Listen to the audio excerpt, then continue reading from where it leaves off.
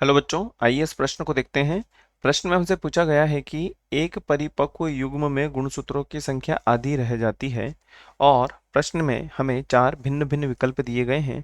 सबसे पहले हम बात करते हैं प्रश्न से संबंधित मुख्य अवधारणा के विषय में, जो कि संबंधित होगा गुणसूत्रों की संख्या से। गुणसूत्रों की संख्या, और यह पूर्ण रूप से कोशिका विभाजन से संबंधित है। कोशिका विभाजन।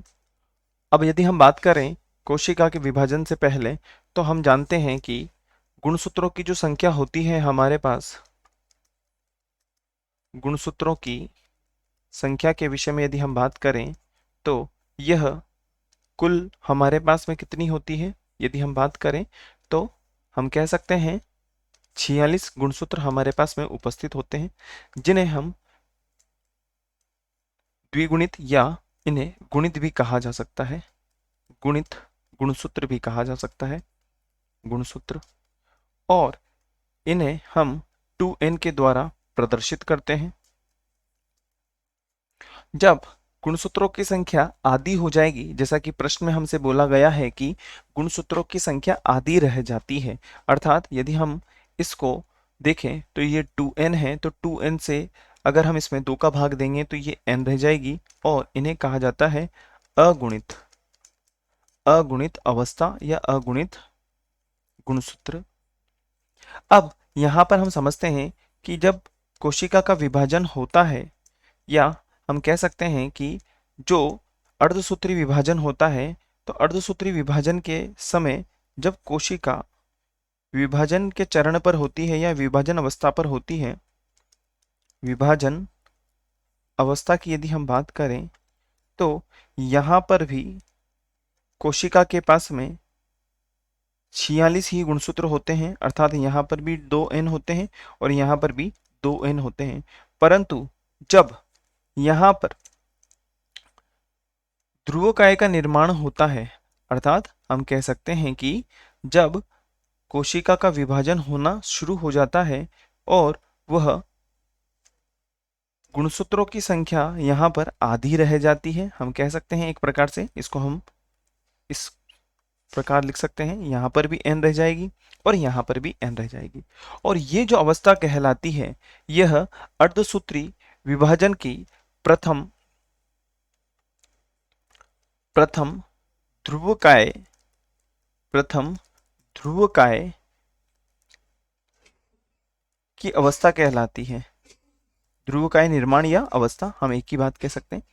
हम यहाँ पर देख पा रहे हैं कि जो गुणसूत्रों की संख्या है वह 2n से n रह गई है, अर्थात यहाँ पर जो प्रश्न में हमसे कहा गया है कि गुणसूत्रों की संख्या कितनी हो जानी चाहिए, आधी रह जानी चाहिए।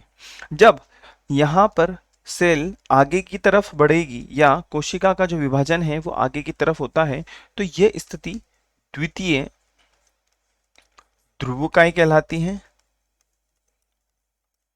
और यहाँ पर भी जो कोशिका है उसमें गुणसूत्रों की संख्या n ही रहती है, तो हम देख पा रहे हैं कि n से n ही रही है, n/2 नहीं हुई है, अर्थात यहाँ पर जो गुणसूत्रों की संख्या है, जो गुणसूत्रों की संख्या है वह कैसी है, समान है, आधी नहीं हुई है। और यदि हम बात करें सेकेंडरी ओसाइट तथा स्पर्मेटोसाइट के बारे में, तो यह किससे संबंधित होता है, विकल्प डी की यदि हम बात करें तो विकल्प डी तो पूर्ण रूप से किससे संबंधित है, समसूत्री विभाजन से, जिसे हम समसूत्रण भी कह सकते हैं। और हम जानते हैं कि यहाँ पर गुणसूत्रों की संख्या 46 की 46 ही रहती है, यहाँ पर गुणसूत्र संख्या कभी भी परिवर्तित नहीं होती। अब हम बात करते हैं दिए गए विकल्पों के मूल्यांकन के लिए। तो पहला है हमारे पास में मियोसिस सेकंड। तो मियोसिस सेकंड की यदि हम बात करें तो ये जो अवस्था है, यहाँ पर कहाँ परिवर्तन हो पा रहा है, परिवर्तन नहीं हुआ है, अर्थात हम देख पा रहे हैं कि n से n ही है, n से n ही है।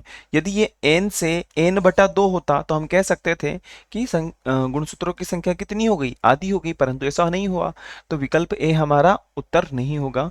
प्रथम ध्रुवकाय, देखिए यहाँ पर 2n है और यहाँ पर जब प्रथम ध्रुवकाय बने तो यहाँ पर n हो गया और यहाँ पर भी n हो गया, अर्थात हम कह सकते हैं कि संख्या कितनी रह गई, आधी रह गई, अर्थात विकल्प बी हमारा वांछित उत्तर होगा। द्वितीय ध्रुवकाय देखिए n से n ही हो गया।